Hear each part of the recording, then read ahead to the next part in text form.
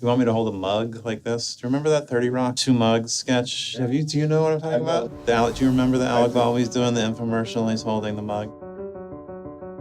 I grew up in a town, a suburb of Boston called Newton, Massachusetts, which bizarrely over-indexes in people in film and television. The amount of actors and writers and producers that have come out of this small town. I don't know if there's something in the water, but we certainly produce a lot of people in entertainment. I graduated from college with a BA in English literature. I left in a U-Haul from Boston, moved to New York, to a really lousy apartment in Hell's Kitchen before Hell's Kitchen was kind of a chic neighborhood, thinking I would somehow write for film and television. And 6 months into it, realized I had the attention to write maybe at best 30 seconds to a minute worth of material, which somehow eventually through a few lefts and rights, and met some guys who said, you should stop by 1515 Broadway, which was the headquarters for MTV then, and I believe still is.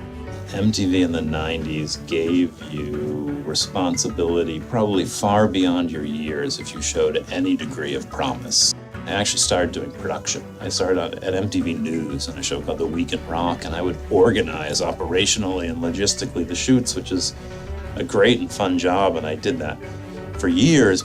I was good at them, but I wasn't as passionate about them as I am in the jobs that I have today.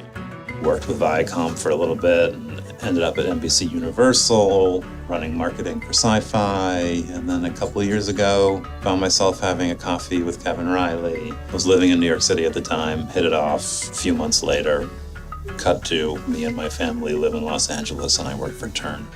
Today we think about taste and affinity. And I want to think about finding people who love suspense-driven murder mysteries. By the way, they don't all fit into a certain demographic, into a certain region of the country. They're not in a certain age group, but they share an affinity. And we have the technology and tools to find those groups and match them with the kind of content they're going to love. There are a bunch of lessons to draw from my career.